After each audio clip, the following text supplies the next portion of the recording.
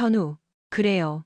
그는 자기가 몰래 바람을 피우고 있다고 생각했겠지만 그가 몰랐던 사실은 내가 그의 직장 동료로부터 모든 것을 이미 전해 들었다는 것이었습니다. 그 동료는 벌어지고 있는 일들에 대해 몹시 혐오감을 느끼고 있었죠. 나는 계획을 세우고 모든 준비를 마쳤습니다. 다행히도 나는 분노를 사귀고 앞으로 일어날 일들을 준비할 시간이 있었습니다. 모든 것은 오늘 밤 저녁 식사 직후에 시작될 것입니다. 지원아, 오늘 밤인 거지? 친구 미란이가 물었습니다. 응, 드디어 실행에 옮길 거야. 저녁 식사가 끝나기를 기다렸다가 그에게 맥주 한 캔을 건네고 나서 무슨 일이 일어나는지 말해줄게. 나는 대답했습니다. 그저 정신 바짝 차려야 해. 그는 좋아하지 않겠지만 너는 밀어붙여야 해. 단호하게 행동해, 잊지 마. 나는 그 말을 명심하겠다고 했습니다. 우리가 논의한 대로 그에게는 선택권이 없으며 모든 일은 그렇게 흘러갈 것입니다. 그리고 만약 그가 정말로 나를 사랑한다면 나의 행복을 위해 이것을 허락할 것입니다. 맞습니다. 그가 소리를 지르고 저항할 것에 대비해야 하겠지만 결국 그는 정신을 차리고 새로운 현실을 받아들일 것입니다. 중요한 것은 차분하면서도 단호함을 유지하는 것입니다. 그가 화를 내게 내버려 두면 결국 당신이 주도권을 쥐고 있다는 사실을 깨닫게 될 것입니다. 게다가 그가 알기로 이것은 단지 일시적인 일일 뿐입니다. 일단 그가 받아들이고 나면 그는 그것을 즐기기 시작할 것이고 모든 일은 계속될 것입니다. 이 모든 게 확실한 거지? 현우는 아주 고집이 셀 수도 있어, 지원아. 미란이가 걱정스레 물었습니다. 현우는 세상 그 무엇보다 나를 사랑해. 분명 화를 내겠지만 진정되고 나면 나를 너무 사랑해서 내가 행복해질 수 있다면 무엇이든 하겠다는 걸 깨닫게 될 거야. 심지어 그것까지도. 그래, 네가 전문가라고 생각할게. 나를 믿어. 나도 2번의 결혼 실패를 겪고 나서야 이 모든 걸 이해하게 됐지만 3번째 결혼에서 이 방법을 완성했어. 내 현재 남편을 봤잖아. 이제 그는 완전히 내 통제 아래 있고 내가 다른 남자와 있을 때 침대 곁에 서 있기까지 해. 때때로 나는 그에게 뒷정리를 시키기도 하지. 한 달 뒤에는 또 다른 현우가 줄을 서게 될 것이고 그러면 현우와의 결혼 생활의 안전함은 물론 다른 몇몇 남자들과의 즐거움도 보장받을 수 있을 것입니다. 나는 하루 일과를 마치고 집에 돌아와 현우가 가장 좋아하는 저녁 메뉴를 준비했습니다. 현우가 집에 왔을 때 그는 평소처럼 사랑해라는 말과 함께 내 뺨에 키스하며 나를 반겼습니다. 최선을 다했음에도 불구하고 이것이 우리 결혼 생활의 중대한 변화이자 진전이 될 것이라는 생각에 긴장이 되었지만 그럴 가치가 충분했습니다. 미란이는 꽤 오래전부터 그녀의 여성 주도형 결혼 생활에 대해 이야기해 주었고 나는 그것이 그녀와 그녀의 남편에게 얼마나 효과적인지 직접 목격했습니다. 남편은 그들의 결혼 생활에 매우 만족해하고 있었고 나는 현우도 결국 그것을 좋아하게 될 것이라고 확신했습니다. 저녁 식사 도중 대화는 매우 즐거웠고 우리는 전날 있었던 이야기들을 주고받으며 하루의 소식들에 대해 논의했습니다. 우리에게는 여유로운 저녁 식사였습니다. 식사 후 나는 그에게 맥주 한 캔을 가져다 주며 내가 정리하는 동안 편히 쉬라고 강권했습니다. 그는 도와주고 싶어서 약간 망설였지만 나는 별일 아니니 혼자 할 수 있다고 그를 안심시켰습니다. 남은 음식을 치우고 그릇을 식기세척기에 넣은 뒤 나 자신을 위해 와인 한 잔을 따를 시간이 되었습니다. 나는 마음을 가다듬고 대화를 나누기 위해 거실로 들어갔습니다. 현우야, 우리 얘기 좀 해. 나는 시작했습니다. 응, 여보. 무슨 일인데? 현우야. 지금 당장은 네가 받아들이기 힘들 수도 있다는 걸 알아. 하지만 이건 내가 정말로 해야 할 일이야. 제발 이건 일시적인 일이라는 걸 기억해줘. 그래, 내 행복에 그렇게 중요하다면 네가 필요한 게 뭐야? 물론 내가 할 수 있는 건 하겠어. 지금까지 그는 아주 잘 대처하고 있었고 전혀 불쾌한 기색조차 보이지 않았습니다. 좋아. 우리 아이 갖는 것에 대해 이야기했었지? 나는 이제 거의 준비가 됐어. 하지만 그 전에 내가 해야 할 일이 몇 가지 더 있어. 길어야 몇 달 정도 걸릴 거고, 그 다음에는 아이 가질 계획을 시작할 수 있을 거야. 멋진데, 여보. 그래서 네가 해야 할 일들이 뭐야? 이거야. 나는 깊은 숨을 들이마시며 그의 반응에 대비했습니다. 현우야. 완전히 정착하기 전에 약간의 탐색이 필요해. 이건 단지 일시적인 거야. 그러고 나면 나는 네가 우리 아이들을 위해 꿈꿔온 세상에서 가장 훌륭한 아내이자 엄마가 될게. 그래 여보, 일리가 있는 말이네. 그럼 지금은 어떻게 되는 거야? 구체적으로 어떻게 하겠다는 거지?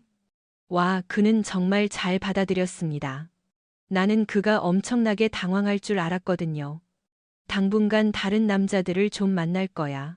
우리는 여전히 자주 관계를 하겠지만 나는 내 머리를 식히기 위해 다른 남자들과도 잠자리를 가질 거야. 기억해줘.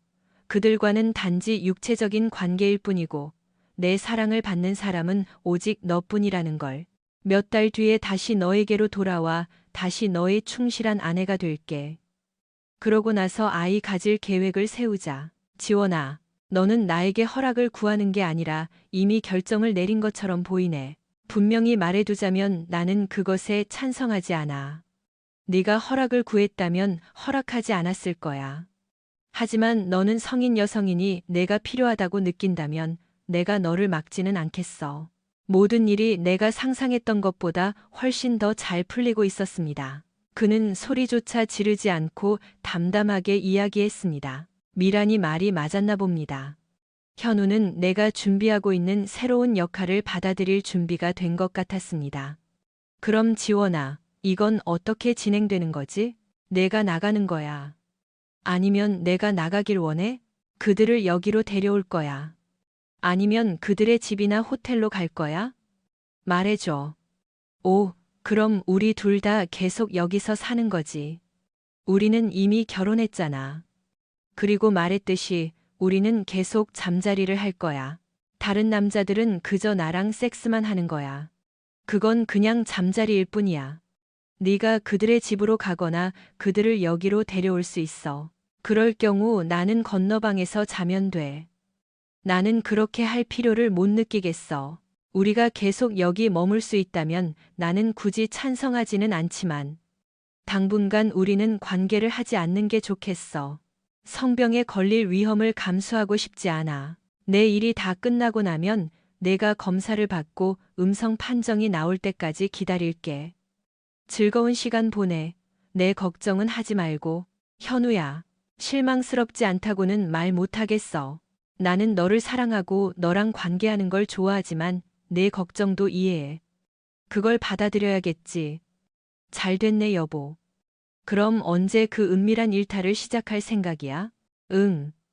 미란이랑 나는 내일 밤 클럽에 가서 직장 동료 몇 명을 만나기로 했어. 내일 밤에 무슨 일이 일어날지는 확실하지 않지만 어쩌면 그들 중 한 명을 밤새 집으로 데려올 수도 있어. 어차피 너는 그동안 나랑 관계하지 않을 거니까. 아마 몇 달 동안은 네가 건너방으로 옮기는 게 가장 좋을 것 같아. 괜찮겠어, 현우야? 걱정 마.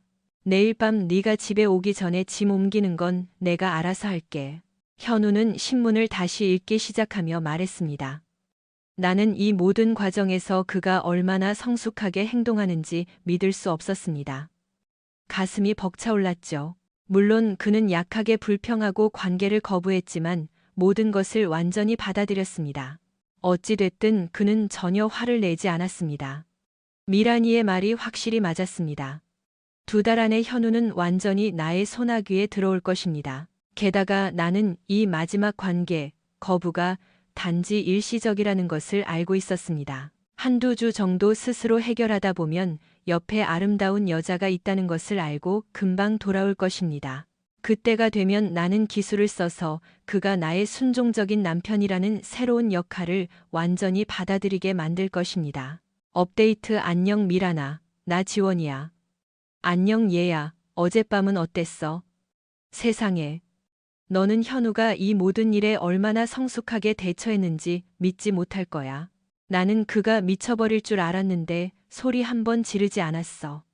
그는 매우 침착했고 모든 걸 받아들였어. 대단하네. 내가 말했잖아. 그가 따를 거라고. 오늘 밤 그에게 구경시켜보자고 설득해 볼 수 있겠어? 그건 좀 힘들 것 같아. 사실 그런 제안을 할 생각조차 안 들어. 그는 내가 다른 사람과 있을 때 나랑 관계하는 걸 거부하겠다고 했어. 그게 오래가지는 않을 거야. 한두 주 정도 혼자 지내다 보면 아름다운 여자가 옆에 있다는 걸 알고 바로 돌아올 거야. 아주 흥미진진해지겠는데 그가 나를 만지는 걸 거부하니까 나는 그냥 그를 건너방으로 옮기게 했어. 그는 지금 방에서 짐을 싸고 있어. 내가 오늘 밤 집에 돌아오기 전까지 안방에서 완전히 짐을 빼겠다고 약속했어. 안방 이름을 주인 방으로 바꾼 거 정말 마음에 들어. 나도 그렇게 부르기 시작해야겠어. 오, 당연하지. 어쨌든 나도 이제 준비해야 해. 클럽에서 봐. 안녕. 그날 밤. 현우는 안방에 있는 짐을 꽤 많이 쌌습니다. 그냥 물건들을 뭉치로 들고 복도를 지나가면 될 텐데. 왜 굳이 박스에 담는지 이해가 안 됐지만 그는 그렇게 하는 것이 더 낫고 왔다 갔다 하는 수고를 덜어줄 것이며 바로 떠날 수, 아니 옮길 수 있다고 설명했습니다. 그는 모든 물건을 살펴보고 정말 필요 없는 것들은 버리기 위해 상자에 담았습니다. 일리가 있다고 생각했지만 나는 준비하느라 너무 바빠서 크게 신경 쓰지 않았습니다. 그는 내가 란제리와 가터벨트 12cm 힐을 신은 모습이 얼마나 섹시한지 말해주었습니다. 작년 우리 5주년 기념일에 선물 받은 빨간 칵테일 드레스를 입었을 때 그는 아무 말도 하지 않았습니다. 사실 그걸 입은 건 그때가 처음이었지만 나는 정말 멋져 보였습니다. 나는 현우에게 밖으로 나갈 것이며 새벽 1시쯤 돌아올 예정이라고 말했습니다. 나는 내가 돌아올 때 혼자가 아닐 것이기 때문에 기다릴 필요 없다고 덧붙였습니다. 나는 가방을 챙겨 떠날 준비를 마쳤습니다. 그는 걱정하지 말라며 내가 돌아오기 전까지 짐을 다 뺄 것이라고 나를 안심시켰습니다. 그 약속과 함께 그는 마지막 상자를 닫았습니다. 집을 나설 때 왠지 모를 불안감이 엄습했지만 그 원인을 알 수 없었습니다. 하지만 나는 그 기분을 떨쳐버리고 클럽에서의 즐겁고 흥미진진한 밤에 집중하기로 했습니다. 나는 미란이와 민호, 상훈이를 만났습니다. 그들은 미란이와 다른 사무실 여직원들 사이에서 매력적인 외모와 능력으로 유명한 영업팀장들이었습니다. 현우는 평범한 크기였지만 훨씬 더 큰 그것을 가질 수 있다는 생각에 호기심이 생겼고 그들이 자신의 자산을 어떻게 효과적으로 사용하는지 알고 있을 것이라는 기대감도 컸습니다. 대화 도중 미란이가 현우가 건너방으로 옮기는 것에 대해 물었습니다. 첫 주문한 음료가 나왔을 때 나는 그가 짐을 다 쌌고 내가 돌아오기 전까지 완전히 옮기겠다고 확언했다고 확인해 주었습니다. 이 정보를 공유하자 상훈이가 정말 현우가 그렇게 말했는지 물었습니다. 나는 내가 돌아올 예상 시간을 말했을 때 현우가 했던 말을 떠올리며 그렇다고 답했습니다. 우리 일행은 갑자기 술렁거렸습니다. 모두가 그 말에 폭소를 터뜨렸고 민호는 현우가 짐을 뺐다는 사실에 익살스럽게 실망감을 표했습니다. 그는 현우를 은밀한 자리에 끌어들일 수 있기를 바랐거든요. 나는 아마 약간의 설득 후에 그런 준비를 고려해 볼 수 있을 것이라고 농담했습니다. 즐거운 대화가 오가는 동안 나는 민호와 상훈이 중 누구도 나에게 춤을 추자고 제안하지 않는다는 것을 알아챘습니다. 몇 시간 동안 우리는 춤을 추고 술을 마셨습니다. 나는 두 사람 모두와 여러 번 춤을 췄고 특히 느린 노래가 나올 때는 서로를 꽉 껴안으며 그들의 흥분을 느낄 수 있었습니다. 밤새도록 그들의 손은 내 엉덩이 위에 머물러 있었습니다. 그 후 나와 미란이는 잠시 휴식을 취하며 여자 화장실로 들어가 밤의 마무리에 대해 논의했습니다. 우리는 가위바위보 세 판으로 집으로 누구를 데려갈지 결정했고 결과적으로 내가 상훈이를 차에 태우게 되었고 미란이는 민호와 함께 가기로 했습니다. 집에 도착했을 때 나는 상훈이를 현관으로 안내했습니다. 집 안은 어두컴컴했습니다. 나는 현우가 이미 잠들었을 것이라 짐작하며 모든 것이 괜찮을 거라고 스스로를 안심시켰습니다. 어쨌든 우리는 그가 지켜보는 것이 필요하지 않았으니까요. 나는 상훈이를 데리고 복도를 지나 내 방으로 향했습니다. 물론 방 안에서 현우의 모든 짐은 사라진 상태였습니다. 어쩌면 그를 만족시켜주는 것으로 보상을 해줘야 할지도 모르겠다는 생각이 나중에 들었지만 지금 당장은 주의를 기울여야 할 다른 일들이 있었습니다. 우리는 꽤 빨리 옷을 벗었지만 상훈이는 내가 가터벨트와 스타킹은 그대로 착용하고 있기를 원했습니다. 나는 몇 시간 전에 내 팬티를 잃어버렸는데 민호의 것인지 상훈이의 것인지 알 수 없었지만 상관없었습니다. 다른 걸 살 돈은 충분히 벌었으니까요. 다음 2시간은 지극히 행복한 시간이었습니다. 우리는 평범한 자세로 시작해서 피로를 피하기 위해 다른 자세로 바꿨습니다. 짧은 휴식 후 우리는 기승 위로 그 판을 빨리 끝냈습니다. 나는 내가 그 위에 올라탔을 때 그가 내 엉덩이를 찰싹 때리는 것이 정말 좋았습니다. 어쩌면 현우의 생일이나 우리 기념일에 현우에게도 그렇게 하게 해줄까 생각했지만 그런 일은 이제 일어나지 않을 것입니다. 나는 그것을 나의 다른 연인들을 위해 남겨둘 것입니다. 우리는 자기 전에 샤워를 했고 다음 날 아침 일어났을 때 다시 샤워를 했습니다. 그 후 상훈이는 처자식에게 돌아가야 했기에 나는 가운을 걸치고 커피를 타러 갔습니다. 나는 이미 9시가 넘었는데도 현우가 아직 커피를 내리지 않았다는 사실에 약간 실망했습니다. 보통 그는 이미 1시간 전에 일어났을 시간이었거든요. 나중에 그와 이야기할 생각이었습니다. 나중에 그와 이야기할 생각이었죠. 내 말은 내가 그렇게 늦게까지 깨어 있었는데 그가 나를 위해 커피를 타고 아침을 준비해 주는 게 무슨 해가 되겠어요? 내가 없는 동안 건너방으로 옮겨준 보상으로 그에게 주려 했던 온갖 정성도 이제 끝입니다. 아침으로 베이글을 먹고 나서 나는 샤워를 하고 옷을 입었습니다. 따뜻한 물은 근육통을 진정시키는데 최고였습니다. 오늘은 별다른 계획이 없었기에 나는 현우랑만 있을 거라서 낡은 반바지와 티셔츠를 입기로 했습니다. 실용적인 브래지어와 평범한 낡은 팬티를 챙겨 입었습니다. 막 머리를 포니테일로 묶고 있는데 전화가 울렸습니다. 안녕 친구. 미란이었습니다. 안녕 섹시한 아가씨. 그래서 어젯밤 상훈이는 어땠어? 완전 최고였지. 내 예상대로였어. 현우 말인데 오늘 아침에 그는 어떻게 반응했어? 몰라. 아직 자고 있는 것 같아서 좀 화가 났어. 오늘 아침 나를 위해 아침 식사와 커피를 준비하지 않아서 실망했거든. 건너방으로 옮겨준 대가로 그에게 파트타임 일을 제안하려 했는데 이제 그러지 않기로 했어. 그래, 네가 얼마나 실망했는지 꼭 그에게 알려줘. 이제부터는 그에게 계속 엄격하게 대야 돼. 그가 잘했을 때는 작은 보상을 주는 걸 잊지 마.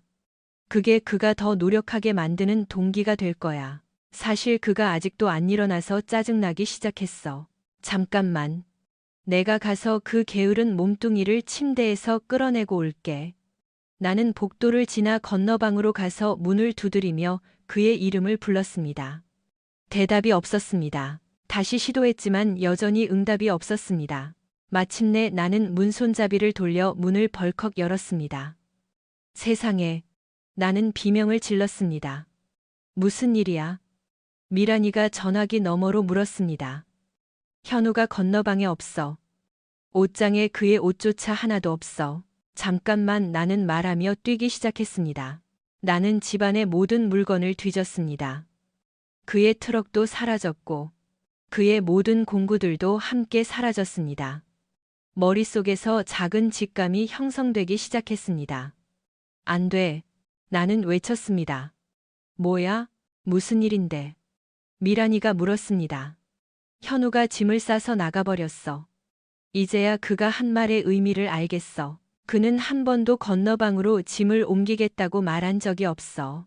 그저 내 방에서 짐을 빼겠다고만 했지. 그리고 내가 돌아오기 전까지 다 옮기겠다고 했어. 나는 그가 내 방에서 나가는 줄 알았는데 알고 보니 이 집 전체에서 나가는 거였어. 제장, 그에게 전화해서 어디 있는지 알아내야겠어. 안 돼, 안 돼. 그건 잘못된 거야. 그건 너의 약함을 보여주는 신호야. 먼저 연락하지 마. 그가 너에게 연락하게 둬. 내 말을 믿어. 그는 지금 잠시 삐쳐 있는 것뿐이야. 며칠 뒤면 다시 너에게 돌아와 빌게 될 거야. 사실 이건 아주 잘된 일이야. 이제 그를 벌 줄 구실이 생겼고 그가 돌아오기 위해 네가 시키는 건 뭐든 하겠다고 빌게 만들 수 있잖아. 과정이 더 빨라질 거야. 장담컨대 너는 심지어 상훈이나 민호의 아이를 임신하고 현우에게 그 아이를 키우게 할 수도 있을걸. 정말 확실한 거야? 확실해. 봐봐. 내 남편이 얼마나 잘하고 있는지. 지금까지는 내 말이 다 맞았다는 걸 인정할게. 당연하지. 나도 마찬가지야. 아, 그리고 민호가 월요일에 1시간 동안 탕비실에서 너를 보고 싶어 해. 그럴 수 있을까? 물론이지 여직원들 중 절반은 이미 그러고 있는 걸. 상황이 너무 심각해서 스케줄까지 짜야 할 정도야. 내가 만날 시간을 이메일로 보내줄 테니 다른 곳에 일정으로 적어둬. 걱정 마. 상사는 절대 거기 안 오고, 거기 물건 필요한 사람들은 다 나한테 먼저 물어보고 가져가야 한다는 걸 알고 있으니까. 우리는 한동안 대화를 이어갔습니다. 전화를 끊기 전 나는 현우의 행동에 대해 약간의 불안감을 느끼고 있다는 것을 고백해야 했습니다. 나의 행동에도 불구하고 나는 진심으로 그를 사랑했고 그와 평생을 함께하는 모습을 그렸습니다. 미란이가 그려낸 여성 주도형 삶의 이미지는 매력적으로 들렸고 다양한 남자들을 탐색할 기회를 주었습니다. 결국 나는 다른 관계들을 정리할 계획이었지만 현우는 여전히 나의 헌신적이고 순종적인 남편으로 남을 것입니다. 아마 몇 년 뒤에 나는 현우와 협상하여 그가 다른 남자들과의 관계를 중단하는 대가로 나를 그에게 구속하는 것을 허락하게 할 수도 있을 것입니다. 물론 이것은 내가 그만둘 준비가 되었을 때만 일어날 일이며 그는 그 사실을 알 필요가 없습니다. 그래요, 구속이 필요할 수도 있겠네요. 그가 돌아오는 조건으로 나는 어찌됐든 전날 밤의 피로를 회복하고 내일의 고된 업무를 위해 마음의 준비를 해야 한다는 점을 고려해야 했습니다. 나는 그 생각을 떨쳐버리고 간단한 저녁을 준비해 와인 한 잔을 즐긴 뒤 잠자리에 들었습니다.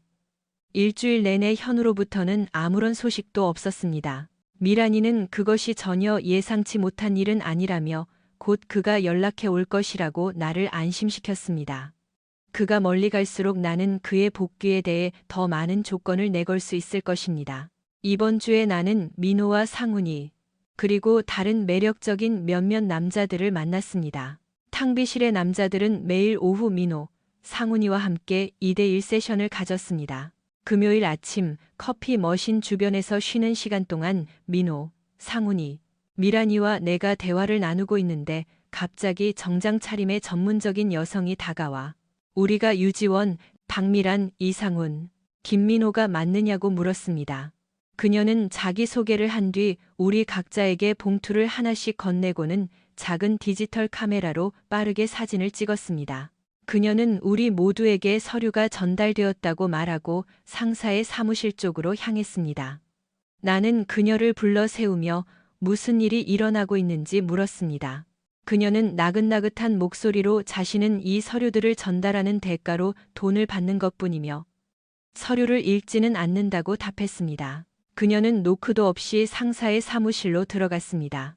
1분도 채 되지 않아 그녀는 즐거운 표정으로 건물을 떠나며 우리에게 좋은 하루 되라고 인사했습니다. 동시에 우리는 봉투를 열었고 외도를 사유로 한 이혼 서류를 발견했습니다. 나는 충격으로 얼어붙었습니다. 곧바로 상훈이와 민호의 전화기가 울렸습니다. 그들의 아내들이 남편의 부정행위에 대한 증거를 받은 것이었습니다. 그들의 짐은 밖으로 내던져질 판이었고 그들은 번갈아가며 잠을 자야 할 처지가 되었습니다. 이혼 서류가 발송되었습니다. 상사의 사무실에서 극도의 분노가 담긴 목소리가 울려 퍼졌습니다. 그는 갑자기 문 앞에 나타나 사무실 전체가 들릴 정도로 크게 소리를 질렀습니다. 그는 유지원, 박미란, 이상훈, 김민호를 당장 사무실로 호출했습니다. 고개를 숙인 채 그를 지나쳐 사무실로 들어가자 뒤에서 문이 쾅 닫혔고 불안감이 나를 엄습했습니다. 안으로 들어가자마자 그는 상황이 단순히 나쁜 정도가 아니라 매우 심각하다며 불만을 표했습니다. 그는 서류 봉투를 흔들며 설명을 요구했지만 우리 중 누구도 감히 입을 열지 못했습니다. 그는 이어서 발표했습니다. 회사는 직원 수첩에 명시된 윤리 규정을 준수하지 않았다는 이유로 소송에 직면해 있었습니다. 그는 우리 중 누구라도 그 법적 조치 뒤에 숨겨진 이유를 이해할 수 있는지 물었습니다. 다시 한번 우리는 대답할 수 없었습니다. 그는 상황을 직접 설명하며 소송이 유지원 씨, 김민호 씨, 이상훈 씨의 부적절한 행위에 관한 혐의를 중심으로 진행되고 있으며 박미란 씨는 비품 실을 회사의 매춘굴로 만들었다는 혐의를 받고 있다고 말했습니다. 그는 우리에게 그것을 부정해 보라고 다그쳤습니다. 그는 이러한 혐의를 제기하며 이러한 사건 중 업무 시간 중이나 회사 소유 구역 내에서 발생한 것이 있는지 물었지만 우리로부터 아무런 응답도 듣지 못했습니다. 그는 실망감을 표하며 우리의 행동을 비판했고 법원의 명령으로 인해 사건이 해결될 때까지 우리를 해고할 수 없다고 말했습니다. 그는 자신이 상황을 처리할 방법을 찾을 때까지 사무실에서 나가라고 요구했습니다. 우리는 고개를 숙이고 그의 사무실을 나와 각자의 자리로 돌아갔습니다. 그 사건 이후로 업무는 훨씬 더 힘들어졌지만 나는 여전히 직장이 있다는 것에 감사했습니다. 이혼 상황을 점검하기로 결정한 후 나는 사태의 심각성을 깨달았습니다. 사진, 영상, 녹음 파일, 심지어 공증된 편지까지 있었습니다. 1시간 후 상사가 전 직원에게 보낸 공지 이메일이 도착했습니다. 경영진은 직원들이 업무 시간 중 및 회사 부지 내에서 직원 수첩에 상세히 기술된 윤리 규정에 어긋나는 행위들을 반복적으로 계획하고 실행해 왔음을 인지하게 되었습니다. 문제가 기록된 것보다 더 광범위하게 퍼져 있을 수 있다는 판단하에 어떤 직원이 연루되었는지 불분명함에 따라 강력한 조치가 도입되었습니다. 모든 직원은 행동 강령을 숙지해야 합니다. 직원 수첩에 명시된 윤리 원칙들을 준수해야 합니다. 주말 동안 온라인 교육 코스가 개발될 것이며 모든 직원은 다음 주 금요일까지 이 코스를 성공적으로 이수해야 합니다. 보안 부서는 하루 종일 모든 격리된 구역을 불시에 점검할 것이며 이 조치는 감시용 고정 보안 카메라가 설치될 때까지 반복될 것입니다. 그 후 비품실은 잠길 것이며 열쇠는 보안 책임자가 보관하게 됩니다. 필요한 물품은 보안 요원의 동행하에 반입해야 합니다. 보안 책임자는 개인적인 행위를 방지하기 위해 컴퓨터 사용을 밀착 감시할 것입니다. 회사 자산의 금지된 사용에는 동료 또는 타인과의 업무와 무관한 회의 예약, 업무와 관련 없는 웹사이트 열람, 회사 컴퓨터를 통한 업무와 무관한 메시지, 전송 등이 포함됩니다. 동료와의 교류는 휴식 시간 및 점심시간 동안 휴게실 내로 제한되어야 합니다. 보안 요원은 규정 준수 여부를 감시하기 위해 건물을 순찰할 것이며 책임이 있는 사람들의 이름은 공개되지 않을 것입니다. 2분 후 내 이메일함은 퇴근 후 동료들로부터 온 증오 섞인 말들로 가득 찼습니다. 나와 세 사람은 길 건너 바에서 만나 구석진 작은 테이블에 앉았습니다. 우리는 금요일 저녁 해피아워 동안 다른 동료들로부터 좋지 않은 시선을 받았습니다. 적어도 당분간은 직장이 남아있다는 사실에 위안을 삼아야 했습니다. 그는 정말 친절했습니다. 현우는 왜 그렇게 생각했을까? 나는 그것을 법원 명령에 포함시키는 것에 대해 물었고, 상훈이는 현우가 최소한의 피해를 주려는 것이 아니라 더 많은 고통을 주려는 의도가 있다고 일축했습니다. 나는 명확히 알고 싶었고 상훈이는 위자료 언급에 대해 설명해 주었습니다.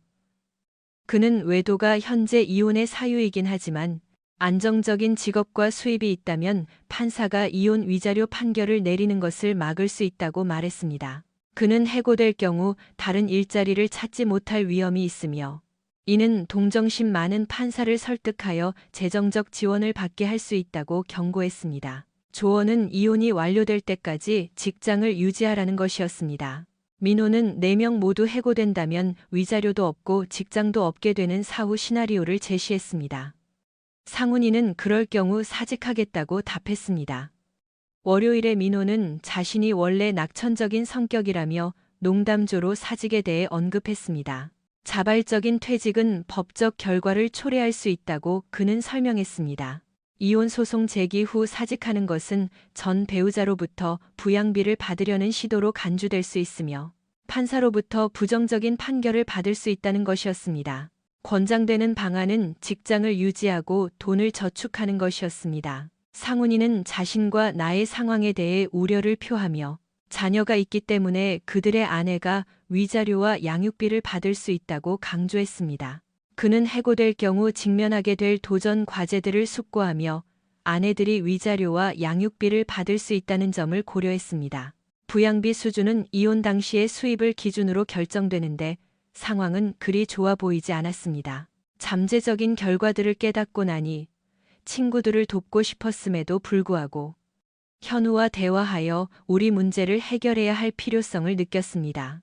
남편을 잃을지도 모른다는 생각에 나는 우선순위를 다시 검토하게 되었습니다. 자성의 시간 동안 나는 원래의 의도에 의문을 제기했고 우정보다 결혼을 우선시해야 한다면 그것을 구하기 위해 무엇이든 하겠다고 결론지었습니다. 나는 신속하게 나는 휴대폰으로 전화를 걸었지만 내가 거는 번호가 내 번호로부터의 전화를 받지 않는다는 안내를 받았습니다. 화가 난 나는 미란이의 전화기를 빌려 현우가 내 번호를 차단했으며 그와 시급한 문제를 논의해야 한다고 설명했습니다.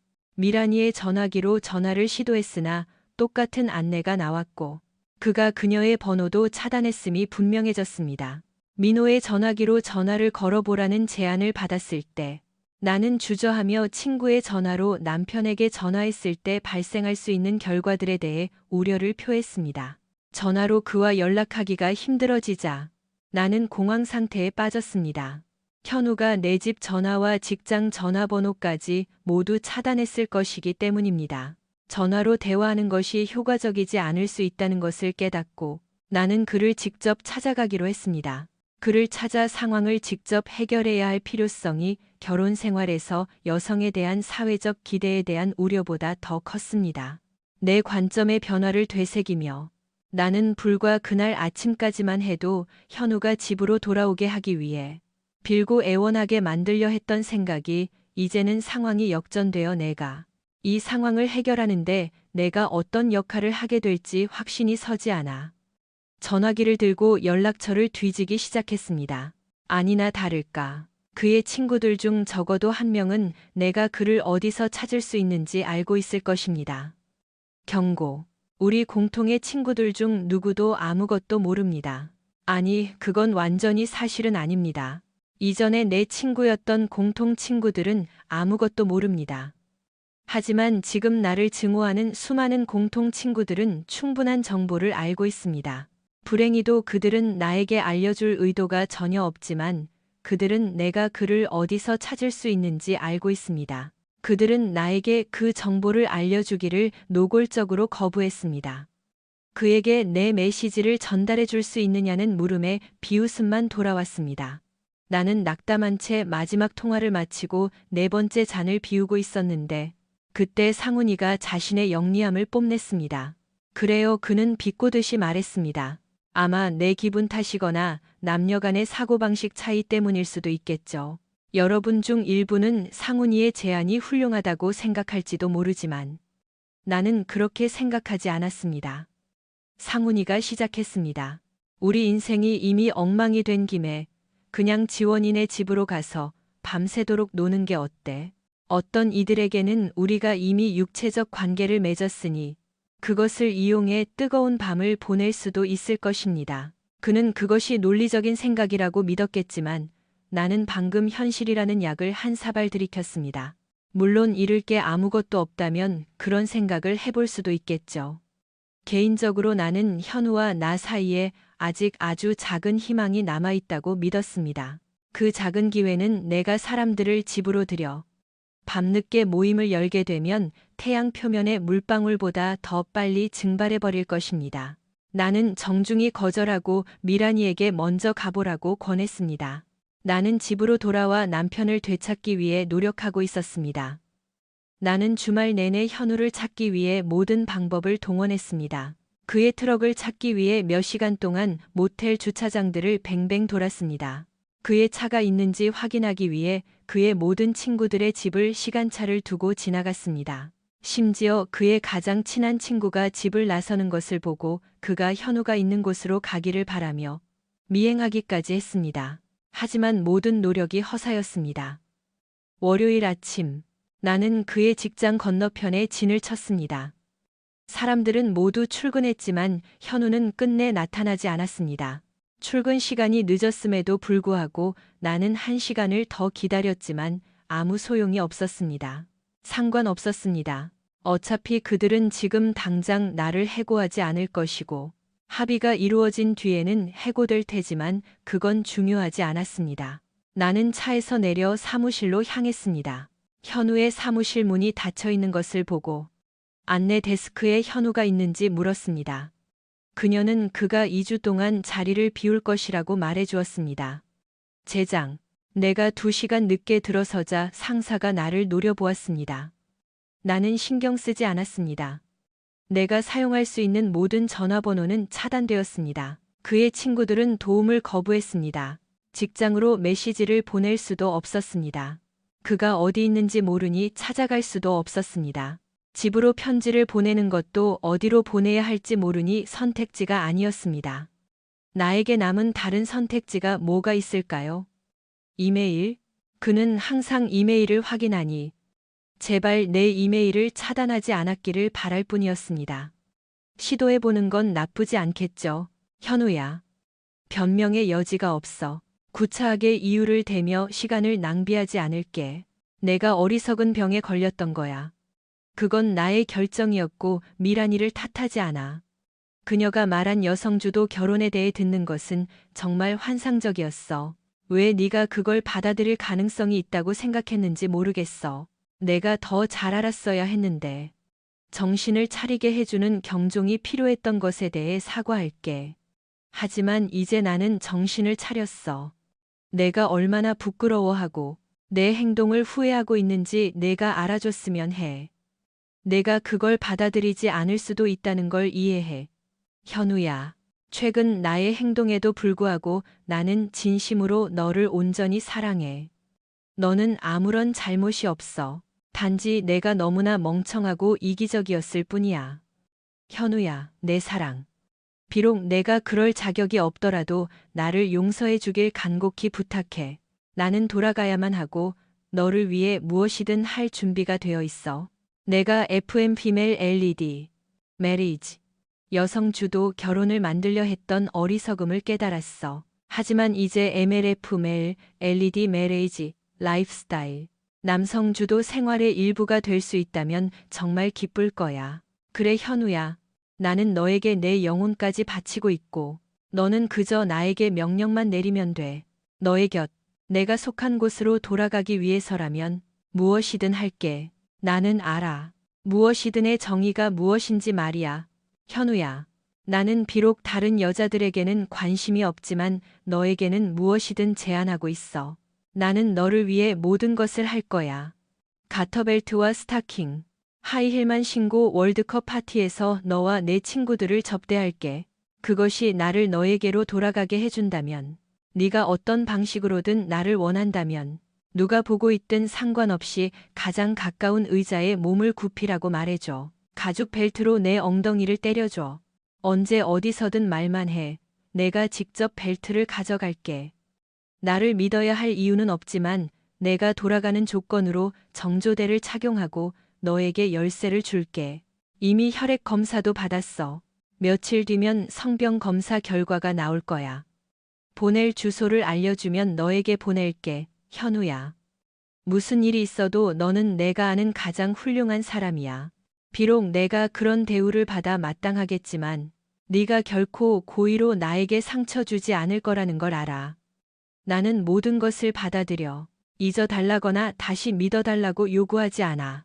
그저 네가 원하는 어떤 방식으로든 내 곁에 있을 기회만 구걸할 뿐이야. 내가 이혼에 동의해야 하거나 네가 다른 여자들과 있는 것을 지켜봐야 하더라도 영원히 내 곁으로 돌아가고 싶은 마음뿐이야. 그런 일이 일어나지 않기를 기도하지만 그건 나의 선택이 아니라는 걸 깨달았어. 내가 잘못했다는 것을 인정하고 네가 모든 것을 엉망으로 만들고 싶어 할 수도 있다는 걸 알아. 미란이, 민호, 상훈이 그리고 우리 회사를 상대로 한 소송은 어떻게 된 거야? 미란이가 나를 조종해서 이 계획에 동의하게 만들었어. 상훈이와 민호는 그걸 이용했고, 너도 알다시피 소송이 해결되면 나는 해고될 거야. 이건 다 우리 잘못이야. 네가 그들에게 무엇을 하든 상관없어. 필요하다면 내가 도와줄게. 결국 나는 이제부터 너의 자발적인 노예니까. 너의 사랑하는 노예, 지원이가. 업데이트. 다행히 현우는 아직 내 이메일을 차단하지 않았습니다. 더욱 놀라운 것은 그가 실제로 그 글을 읽었다는 사실입니다. 아니, 그는 읽지 않았습니다. 내 말을 믿어주세요. 어찌됐든 나는 내가 했던 가장 큰 맹세. 모든 사람을 뒤로하고 떠나겠다는 맹세를 어겼습니다.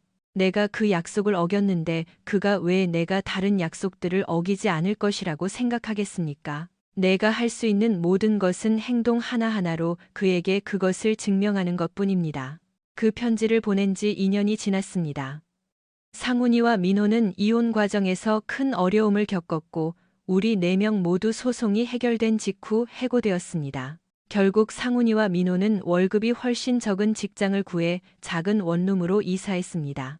나는 질 나쁜 동네의 아파트에서 살고 있고 그들의 사회적 생활은 엉망이 되었으며 전처들은 아이들을 충동질해 그들을 적대하게 만들었습니다. 두 여자가 이제 더 나은 관계를 맺고 있다는 것을 깨달았습니다.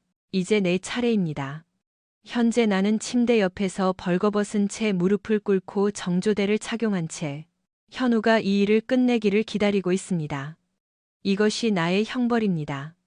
이제 나는 침대 옆에서 벌거벗은 채 이렇게로 게르케로느나. 나는 이 모든 것을 편지에 상세히 적었습니다. 맞습니다. 현우는 내가 그 약속을 지키는지 확인하기 위해 나를 시험하고 싶어 했습니다. 내가 그를 되찾고 싶다면 선택의 여지가 별로 없었습니다. 지난 6개월은 힘들었지만 마침내 그는 조금씩 느슨해지기 시작했습니다. 그는 지금처럼 가끔 나에게 그런 일을 시킵니다. 하지만 이제 모든 것이 나아졌습니다.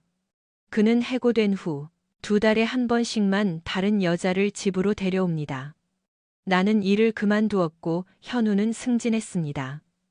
우리는 내 수입 없이도 잘 살고 있습니다. 나는 집에서 이살된 쌍둥이를 돌봅니다. 나는 집에서 거의 옷을 입지 않지만 현우는 최근 아이들이 자라고 있으니 곧 집에서도 옷을 입기 시작해야 한다고 말했습니다. 옷을 입는 게 오히려 이상하게 느껴질 정도입니다. 현재 나는 집을 나설 때나 손님이 올 때만 옷을 입습니다. 나는 여전히 옷을 입지 않은 상태로 배달원에게 문을 열어줍니다. 나는 레이저 제모를 받았습니다. 제모로 인해 성기 주변에 영구적인 검은 자국이 생겼는데 이 때문에 왼쪽과 오른쪽에 새겨진 현우라는 문신을 숨길 수 없게 되었습니다. 매주 현우는 가죽끈으로 내 엉덩이에 5줄의 붉은 자국을 더 새깁니다. 5번째 매질이 끝나자마자 그는 내 입막음 장치를 풀어주고 내가 소파에 몸을 굽힌 채로 관계를 이어갑니다. 나는 완벽하지 않습니다. 가끔 잘못을 저지르면 엉덩이나 가슴에 더 많은 자국이 생기기도 하지만 나는 진심으로 그것을 즐깁니다. 도대체 누가 이런 고통이 유대감을 형성할 수 있다고 생각했을까요? 미란이, 그래요. 그녀는 여전히 결혼 생활을 유지하고 있습니다. 그녀도 해고되었지만 아무도 그녀가 심각한 결과에 직면할 것이라고 예상하지 못했습니다. 그녀의 남편은 그녀의 모든 변덕에 완전히 순종하는 것처럼 보였고, 그녀는 쉽게 다른 직장을 구해 예전처럼 생활할 것입니다. 인생은 항상 공평한 건 아니죠. 그렇죠? 사실 진수는 사람들이 생각하는 것처럼 그렇게 순종적인 사람이 아니었습니다. 하지만 증거를 수집하자마자 그는 폭발했습니다. 나는 6개월 동안 힘들었다고 생각했지만 그녀에 비하면 그건 아무것도 아니었습니다. 그녀를 적절하게 벌하기로 결심한 그는 그녀에게 고통의 맛을 보여주었습니다. 이혼 서류를 던지고 미란이를 비참하게 만드는 동안 그는 조용히 모든 재산을 처분하고 숨겼습니다. 그는 집을 재담보 대출받아 모든 자산을 빼낸 뒤 그녀에게 넘겨주고 사라졌습니다. 그녀는 집을 잃었고 모든 돈도 사라졌습니다. 그녀는 다른 직장을 구했지만 예전 월급의 절반밖에 받지 못합니다. 그녀의 평판도 바닥이 났고 현재 누구와도 만나지 않고 있습니다. 한 달 더 항생제를 먹어야 하는데 아마 당신은 왜 내가 이런 일을 견디는지 궁금해하거나 나의 비참한 운명을 비웃고 있을지도 모릅니다. 만약 현우가 나를 버리지 않은 것에 대해 불쾌해하신다면 나는 비록 내가 그런 대우를 받아 마땅함에도 불구하고 그가 그렇게 하지 않은 것에 대해 매일 하나님께 감사드립니다. 내가 사랑하는 사람 없는 삶을 상상할 수 없기에 나는 견딥니다. 맞습니다. 현우는 나를 때리고 모욕하지만 그는 여전히 나를 사랑합니다. 그는 다른 여자들이 있지만 결코 나를 소홀히 하지 않습니다. 나는 언제든 떠날 수 있고 현우는 나에게 공정한 재산 분할이 포함된 이혼 서류를 보여주기도 했습니다. 나는 그 제안을 거절했습니다. 그는 훌륭한 아버지이자 연인이며 남편입니다. 나는 더 이상 바랄 게 없습니다. 나는 여성주도 결혼이라는 관념에 너무 사로잡혀 정말 중요한 것들을 잃어버렸습니다. 평등한 관계에 만족하는 대신 나는 그에게 종속되었습니다. 여보, 고의는 아니었지만 나는 행복합니다.